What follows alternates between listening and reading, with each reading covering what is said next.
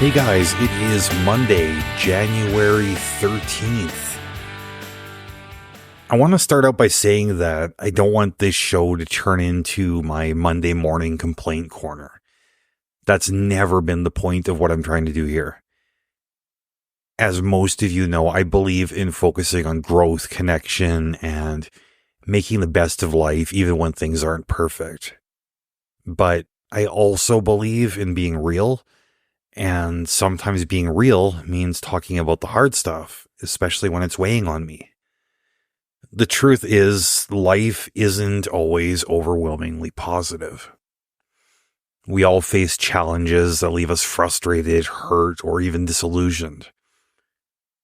Ignoring these feelings doesn't make them go away, it just bottles them up. So, while I try to keep this space constructive, today's episode is about addressing some of the more difficult emotions that come with living in a world where people don't always treat each other fairly. My hope is that by talking through these experiences, I can offer something meaningful, whether it's understanding, solidarity, or just a reminder that you're not alone. Today, I want to talk about something deeply personal and painful. What it's like to face false accusations, especially when they come from someone who holds influence or power.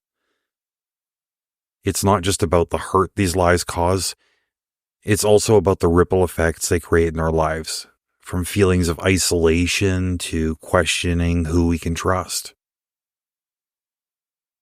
False accusations cut deep because they often twist the truth.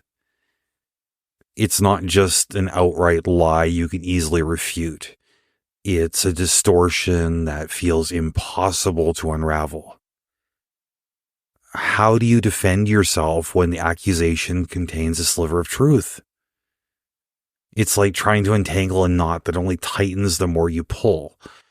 And the frustration of being misunderstood or misrepresented can feel suffocating. Facing off against someone who's abusive adds another layer of difficulty.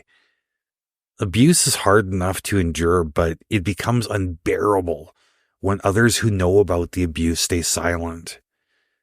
That silence feels like betrayal.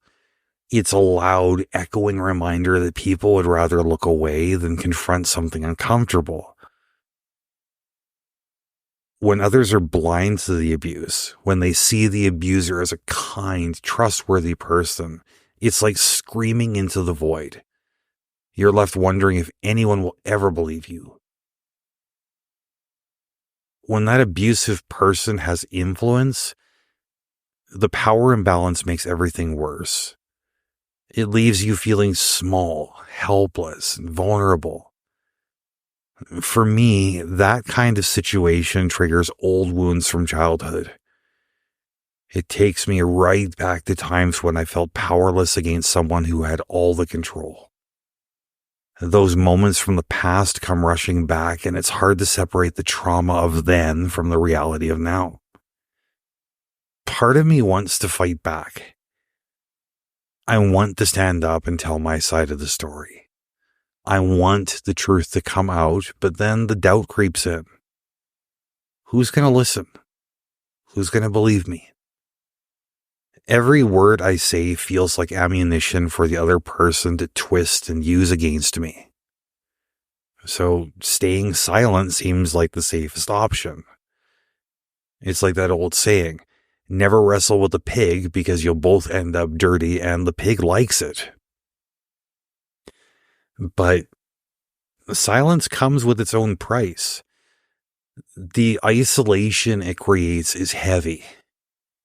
It's exhausting to feel like no one has your back, especially when you know that people see what's happening and still choose to stay quiet. That silence from others can make you doubt your own reality. It makes you wonder if you're the one who's overreacting. Over time, that isolation makes you pull away even more. It's hard to trust people when you feel like you're walking through a minefield of potential betrayals. But withdrawing from community only feeds the cycle of loneliness. We're not meant to do life alone. Community is where we find support, encouragement, and healing. Without it, we start to lose pieces of ourselves.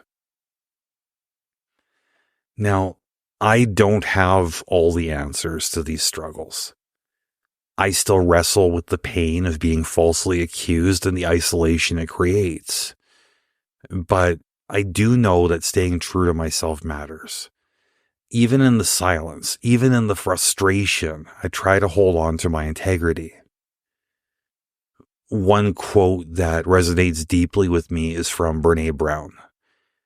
Integrity is choosing courage over comfort, choosing what is right over what is fun, fast, or easy, and choosing to practice our values rather than simply professing them.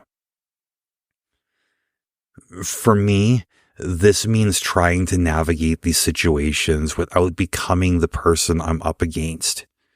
It means valuing truth and kindness even when the lies and cruelty of others feel overwhelming.